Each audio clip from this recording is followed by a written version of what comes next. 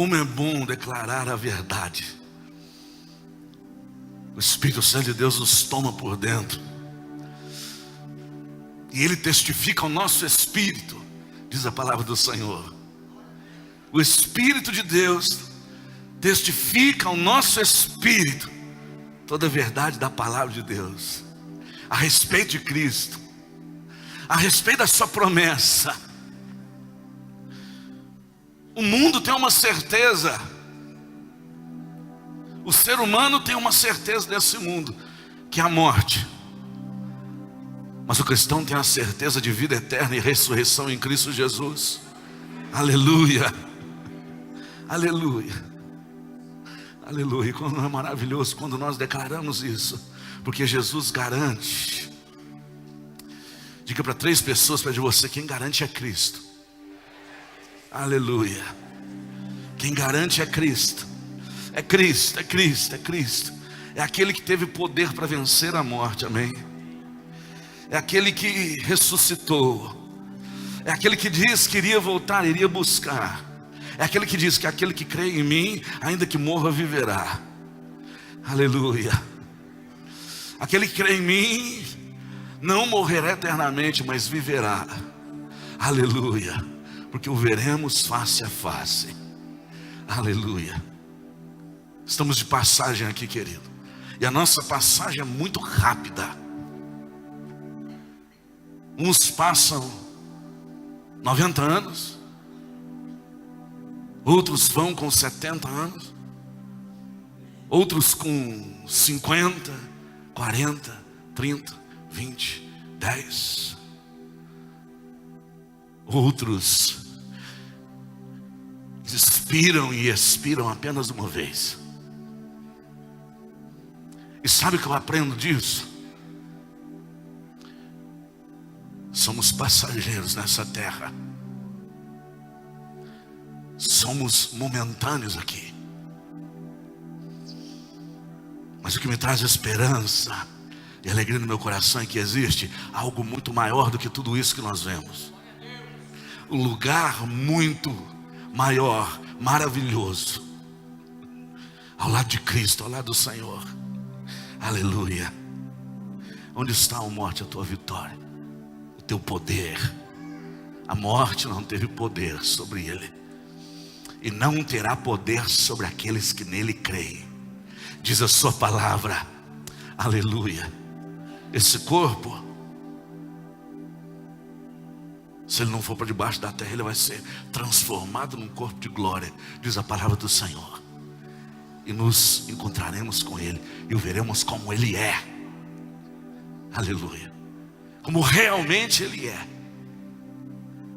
Olharemos nos olhos dele, o veremos face a face.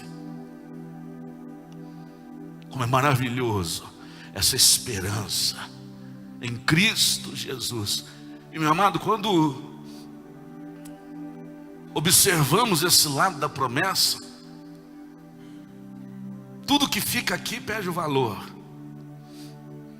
Tudo aquilo que pode acontecer aqui perde o brilho, quando olhamos para Cristo, que brilha mais forte. Cristo brilha mais forte. Aleluia. Somente aqueles que têm o Espírito Santo de Deus entendem isso e podem sentir o que eu estou sentindo, ansiando pela promessa, ansiando por aquele grande dia em que tudo acontecerá finalmente, em que tudo não ficará apenas no papel ou escrito no livro, mas se cumprirá palavra por palavra a respeito de você, a respeito de mim, a respeito de cada um de nós. Tudo se cumprirá naquele dia. E quando nós trazemos isso à memória, nós entendemos a grande necessidade, amado irmão, de nos apegarmos mais a Cristo e a sua palavra. Porque tudo passa. Aqueles que fizeram história passaram. Onde eles estão? Homens bons se foram, ficaram só a sua lembrança. Mas o que nós fazemos nessa vida aqui, e como levamos a nossa vida, a nossa casa, a nossa família, a nossa conduta aqui, nos diz para onde iremos naquele grande dia. Pode ser o dia do arrebatamento, como pode ser o dia individual de cada um de nós, quando partirmos.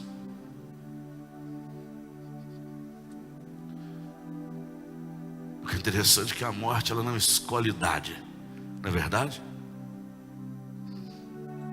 Para partir, não existe uma regra. Parece que nesse mundo que nós vivemos não existe uma regra para a morte. Ela leva qualquer um a qualquer hora. Os bons, os maus, os ricos, os pobres.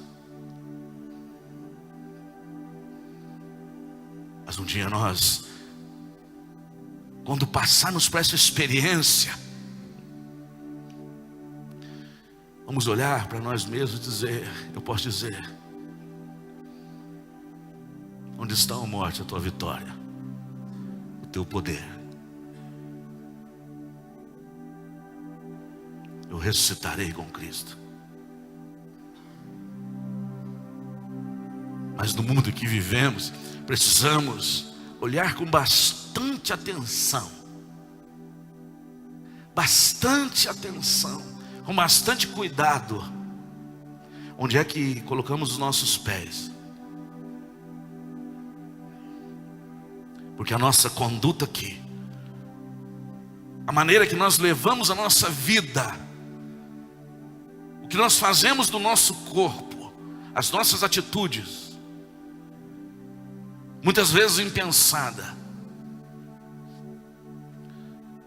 nossas palavras, gestos, pensamentos, vão determinar onde passaremos nossa eternidade. A palavra de Deus para nós hoje é: será que Deus está aprovando nossa conduta? Será que se todos os dias, o final dos dias, o final do dia, parássemos um pouco ali, 10 minutos, no nosso quarto, na cama, sentado, ajoelhado, e fizéssemos uma retrospectiva do nosso dia, de todas as palavras, atitudes, da nossa conduta, do nosso trato uns com os outros, será que ganharíamos uma aprovação de Deus ou seríamos reprovados? Porque enquanto nós não nos encontramos com Ele, temos algo a nos preocupar aqui nessa terra, de como estamos passando aqui, o que estamos fazendo da vida que Ele nos deu, o que estamos fazendo da vida dos outros, daqueles que estão ao nosso lado, da nossa família, dos nossos filhos. Será que se nesse momento parássemos e perguntássemos para o Senhor: Senhor, até hoje eu estou aprovado ou reprovado? A minha conduta, o que Ele falaria para nós? Qual seria a sentença de Deus para a nossa postura como cristãos, como homens, seres humanos? Porque quando nós olhamos para o mundo, amado, nós temos a certeza da reprovação de Deus. Quando olhamos para os conceitos e princípios humanos, para os valores desencontrados das pessoas, fazendo aquilo que biblicamente é abominação a Deus como uma conduta de vida, nós vemos uma sociedade totalmente reprovada diante dos princípios bíblicos. E quando nós temos uma vida reprovada diante dos princípios bíblicos, sofremos as consequências. É pesado. É pesado. Pais, ensine a verdade da palavra de Deus para os seus filhos. Mas ensine o peso da palavra. E isso poderá livrá-los da morte. Ensine o amor de Deus, mas também ensine a justiça. Porque hoje nós vemos no mundo, irmãos, onde as pessoas justificam suas falhas, suas condutas, os seus erros. Justificam por amor. Aonde que por amor, Deus, Ele justificou o homem, pagando o preço, entregando o seu filho para morrer, para pagar o preço, para sentir o peso do pecado da humanidade. Amados, por que tanta desgraça na nossa nação e no mundo que nós vivemos? Por que tanta morte? Por que tanto sofrimento? Por que tanta doença? Por que tanta enfermidade? Por que tanta tristeza? Por que tantos jovens tirando suas vidas? Por que tanto fracasso na família? Por que tanto fracasso nos casamentos? Por quê? Porque nós não estamos tendo uma conduta baseada na palavra de Deus. Não existe outra explicação, querido. Quando olhamos para esse mundo perdido, nós vemos que as pessoas não estão nem um pouco interessadas no que a Bíblia diz. Estão interessadas no seu ego, na sua vontade, no seu bem-estar. E desde que elas se sintam bem, arrumam uma desculpa para continuar vivendo fora da palavra de Deus. Mas isso traz consequências. Isso traz consequências.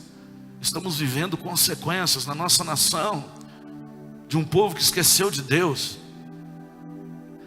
Estamos vivendo consequências nas famílias, de pais que se esqueceram de Deus, que se esqueceram de ensinar a palavra para os seus filhos. Esqueceram de ensinar a verdade que é amor, mas é justiça. E a palavra de Deus, ela tem um peso, uma seriedade muito grande. E nós não podemos nos esquecer disso, querido. Nós não podemos deixar que a nossa vida leviana nos faça esquecer que a palavra de Deus é viva, que a palavra de Deus é verdadeira, ela tem um peso, é uma verdade. E quando eu pego a verdade de Deus com as minhas atitudes e demonstro que a verdade de Deus não passa de mentira, eu vou sofrer as consequências por isso. E é assim que a nossa sociedade está vivendo, legalizando o pecado em nome do amor, legalizando a miséria em nome do amor. Enquanto muitas vezes a igreja está adormecida, com medo de se expor contra o pecado. Nós vemos por aí, meu amado, adolescentes perdendo a sua adolescência por causa da homossexualidade, jovens que teriam um futuro brilhante. Enquanto lá em Levítico Deus diz: não se deite com o homem como se fosse uma mulher, porque isso é abominação a Deus. Nos nossos dias, o que estamos vivendo,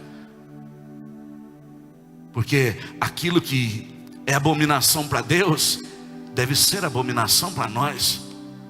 Você concorda comigo ou não? Fique à vontade para discordar. Fique à vontade. Você é livre. Mas eu tenho algo comigo, irmão. Se Deus diz que é abominação, tem que ser abominação para mim.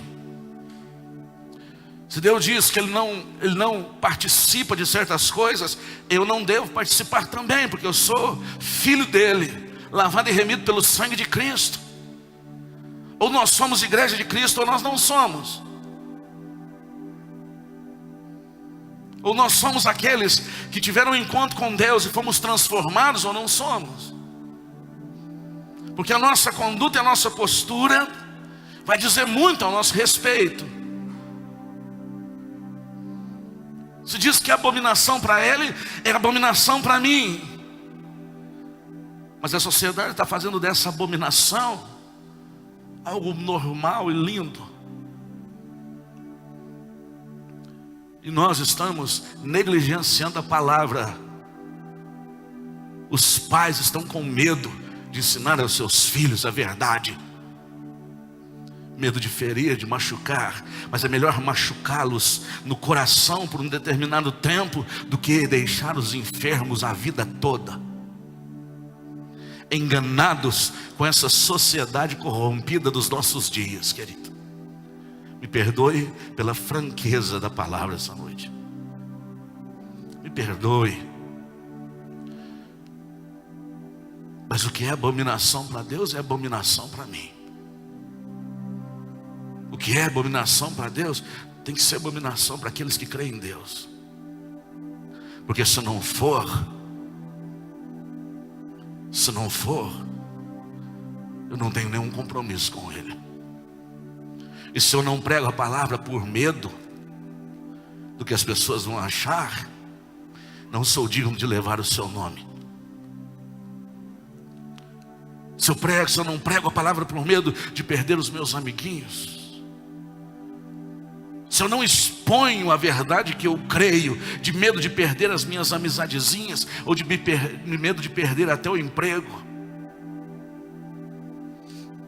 Eu disse para os irmãos essa semana passada, irmãos, a igreja de Cristo vai chegar um momento, se não já chegou, ela vai precisar tomar uma posição. Porque pelo que eu estou vendo muitas vezes, é uma igreja em cima do muro, querendo agradar a gregos e troianos. Uma igreja em cima do muro, com medo de partir para um lado. E não pode ser assim. Não pode ser assim. Quando nós lemos as histórias dos reis de Israel, preste bem atenção aqui, querido. Quando lemos a história dos reis de Israel, um rei entrava, morria, o seu filho assumia. E nós vemos em várias histórias, um rei fazia o que Deus reprovava, e a nação sofria as consequências. Um rei fazia o que Deus abominava, e a nação toda sofria as consequências. Era amaldiçoada, passava fome, necessidade. Mas quando aquele rei morria e outro rei assumia, a palavra de Deus é assim: então o rei fez o que Deus aprova. Então a nação era abençoada, a nação vivia próspera, a nação tinha a aprovação de Deus. Então as coisas aconteciam, fluíam, a bênção os alcançava. E sabe o que eu entendo, meu irmão? Que a nossa vida aqui é difícil de se viver. Sim, eu concordo com você. Mas ao mesmo tempo que é difícil de se viver, é muito simples para discernir. É muito simples discernir, dizer: será que a maneira que eu estou vivendo, Deus aprova ou reprova? É simples. Mas às vezes nós temos medo de fazer essa pergunta e chegar à conclusão que nós precisamos mudar toda a nossa vida e a nossa conduta, para que as bênçãos de Deus venham, para que Deus aprove a minha vida, a tua vida, a nossa vida, a conduta da igreja. Porque nada passa desapercebido aos olhos do Senhor. Nada. Em 2 Crônicas, capítulo 26, nos fala sobre um rei. O rei Uzias. Eu quero ler rapidamente para você. Sabe quantos anos ele tinha quando ele assumiu o reinado? 16 anos. Quem aqui tem 16 anos? Um adolescente que tem 16 anos. 16 anos ele começou a reinar. Tem noção disso? Não. 16 anos, o pai dele morreu. E ele começou a reinar sobre uma nação, 16 anos. E às vezes você pode dizer, mas o meu filho não tem maturidade para entender. Tem sim. A verdade nós ensinamos para as criancinhas desde pequeno, irmão. Sabe por quê? O mundo e a televisão estão ensinando as mentiras desde pequenininho, viu? Tenha certeza disso. Tenha certeza disso. O mundo, os desenhos, os programas, as novelas estão infiltrando e disseminando na mente dos adolescentes, das crianças, dos jovens, das famílias, valores que para Deus é abominação. E às vezes nós estamos abrindo a porta da nossa casa, da nossa família. Nós estamos jogando a nossa vida fora, simplesmente por ignorar isso. A palavra do Senhor diz assim, 2 Crônicas, capítulo 26, versículo 1. Então todo o povo de Judá proclamou o rei a Uzias, de 16 anos de idade. Diga 16 anos. Um adolescente está saindo da adolescência e passando para a juventude. 16 anos de idade, no lugar de seu pai Amazias. Foi ele que reconstruiu foi ele que reconquistou e reconstruiu a cidade de Elate para Judá, depois que Amazias descansou com os seus antepassados. Uzias tinha 16 anos de idade quando se tornou rei, e reinou 52 anos em Jerusalém. Sua mãe era de Jerusalém e chamava-se Jecolias. Ele fez o que o Senhor aprova. Vamos declarar isso? Ele fez o que o Senhor, mais uma vez, ele fez o que o Senhor. Vamos parar aí. Eu estou fazendo o que o Senhor aprova. Eu estou tendo um trato com os meus filhos como o Senhor aprova. Você está tendo um trato com sua casa, a sua conduta, no seu namoro, na tua vida, no teu trabalho, nos teus negócios. Você está tendo uma conduta que Deus aprova, porque isso vai reger a sua vida. Isso vai reger os dias dos teus dias. A nossa postura e a nossa conduta. Quando aceitamos a Jesus Cristo, deixamos uma vida de ignorância para uma vida de conhecimento. Que não conhecíamos a verdade, passamos para o grupo daqueles que conhecem. E a Bíblia diz assim, querido irmão, é melhor não conhecer do que conhecer e não seguir. É melhor viver uma vida de ignorância do que, conhecendo uma vez a verdade, não viver a verdade. Então aquele garoto de 16 anos, um garoto que não tinha sequer uma experiência de uma pessoa adulta, um garoto que assumiu aquele reinado, aquela responsabilidade imensa. Diz a palavra do Senhor que ele fez o que Deus, ele fez o que o Senhor, tal como seu pai Amazias, e buscou a Deus durante a vida de Zacarias, que o instruiu no temor de Deus. E enquanto buscou o Senhor, Deus o fez prosperar. Aleluia. A Bíblia é bem clara, irmão, com questão a tempos. Muitas vezes nós ficamos quebrando a cabeça. Muitas vezes, meu amado, nós ficamos procurando um porquê, uma razão, sendo que a razão e o porquê de muitas coisas estão em nós mesmos. O porquê de muita coisa está em mim, da maneira que eu levo a minha vida, da maneira que eu levo a educação dos meus filhos, da minha família, da maneira que eu trato a minha esposa, que você trata o seu esposo. Diz muita coisa e nos leva a viver muita coisa, porque a palavra do Senhor diz assim, que enquanto ele buscou o Senhor, ele prosperou. E a prosperidade aqui, irmão, não quer dizer apenas na área financeira, não. Porque eu te digo, do que adianta você ser rico e não ter saúde? Do que adianta você ter dinheiro e não ter paz na tua casa? Do que adianta você ser rico e não ter um momento agradável com seu esposo, com sua esposa? Do que adianta? Você pode ter o dinheiro do mundo inteiro, você será eternamente infeliz. É isso que nós vemos, nós sabemos disso. A riqueza, a prosperidade, o dinheiro é muito bom, é útil, é necessário. Deus, Ele abençoa, mas isso não fica no topo.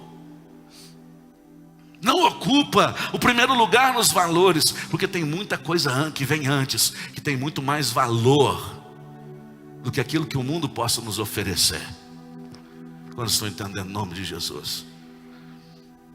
Eu disse isso aqui no domingo passado. O mundo está deteriorando as famílias, mas nós vamos lutar para recuperá-las. Nós vamos lutar pelos nossos jovens, pelos nossos adolescentes, pelos casais. Nós vamos lutar para que a palavra de Deus permaneça, querido. Vai ser difícil? Já está sendo. Já está sendo difícil.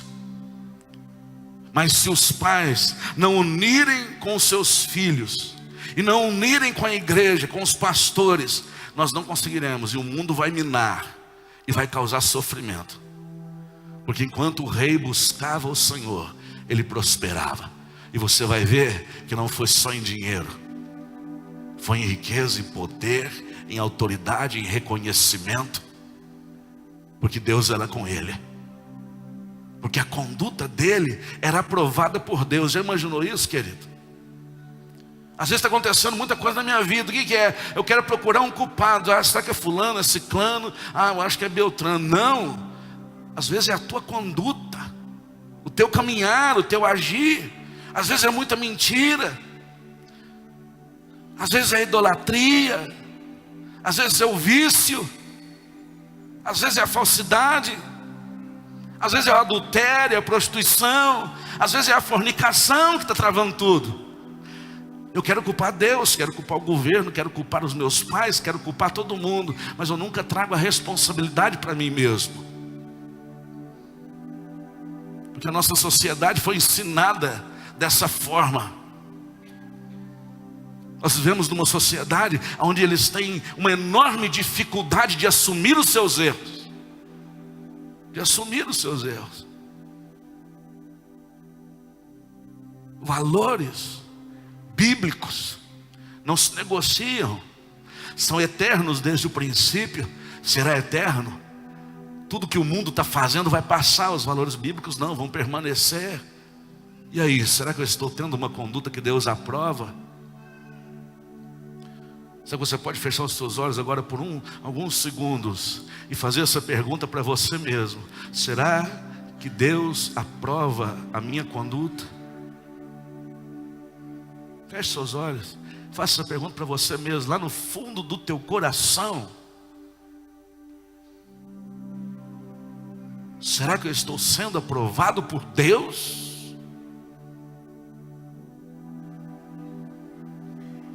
Será que eu estou sendo justo nos meus negócios? Será que eu estou sendo justo com a minha família? Será que eu estou sendo justo com os meus? Será que eu estou sendo justo com o meu patrão? Será que eu estou sendo justo com o funcionário? Porque se eu quero justiça, eu tenho que exercer justiça. E aquele garoto de 16 anos, com um peso de reinado enorme nos seus ombros, diz a palavra que ele fez o que Deus aprova. Que maravilha isso, irmão. Olha para mim aqui. Que maravilha isso, querido. Já imaginou diante de todo o reinado, o respeito que esse menino tinha? Eu vou falar que é menino, 16 anos. Você já imaginou o respeito? Porque toda a nação estava observando a vida do rei. E o rei naquele momento era um menino. Era um adolescente. Se levamos uma vida que Deus aprova ou reprova. Se Deus está aprovando ou reprovando nossas palavras, nossas atitudes, nossos pensamentos. a nossa postura como pais, como filhos, como servos, como homens, como mulheres de Deus. Não tem para onde fugir. A palavra é muito verdadeira. E felizes são aqueles que obedecem ao Senhor. Felizes são aqueles que se preocupam, sabe, irmãos? Dia após dia, levantar de manhã e dizer: Senhor, eu quero viver um dia, mas um dia que o Senhor venha aprovar toda a minha conduta. E quando você acordar no outro dia de manhã, meus pensamentos: Senhor, que esse dia venha ser dirigido por Senhor, porque eu quero que o Senhor aprove a minha vida. E então, quando nós estivermos vivendo e Deus estiver aprovando, você vai ver que os resultados virão. Tem muita gente aí correndo atrás de oração, correndo atrás de trigo, correndo atrás de símbolos, correndo atrás de profeta, perdendo seu tempo. Porque esse tempo já passou. O tempo agora é o que Deus diz lá em Malaquias: chegará o tempo em que vocês verão a diferença daqueles que servem a Deus e daqueles que não servem. Feche seus olhos nesse momento.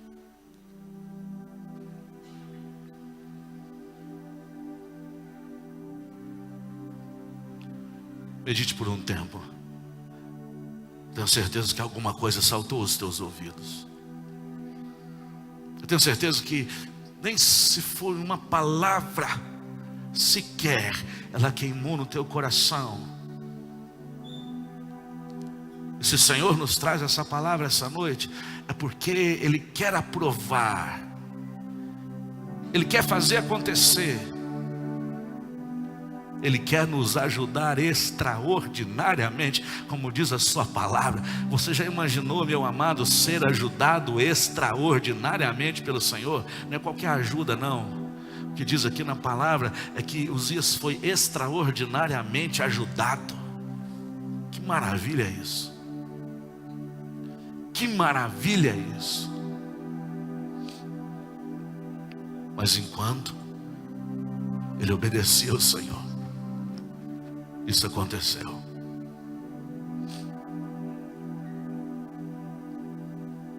Essa palavra é uma palavra muito séria para os dias que nós estamos vivendo. Uma palavra que nos traz de volta ao centro da vontade de Deus. Porque nós temos que deixar de viver uma vida leviana, irmão, de qualquer jeito. De qualquer jeito, sem pensar nas consequências, sem pensar nas dores que vêm no amanhã. Que os nossos dias sejam pautados pela aprovação de Deus. Viva um dia de cada vez. Um dia de cada vez.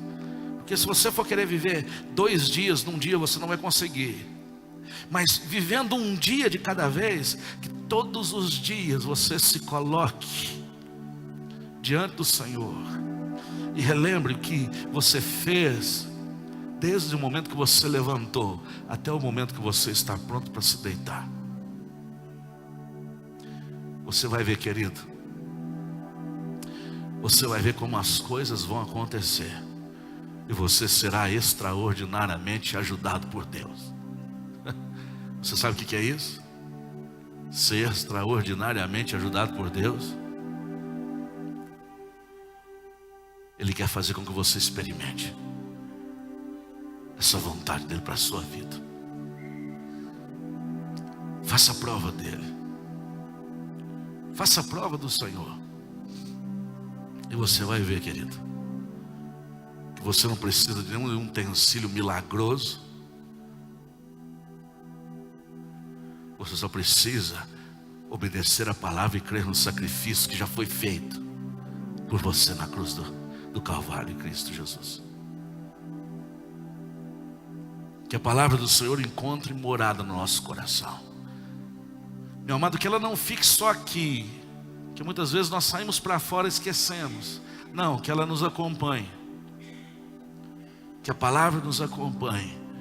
E que o Espírito Santo de Deus nos faça lembrar dessa palavra todos os dias dessa semana, desse mês, no resto desse ano, por todos os dias da nossa vida. E você vai ver como as coisas vão acontecer.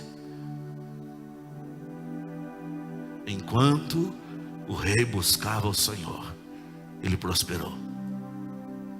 O segredo está aí, querido.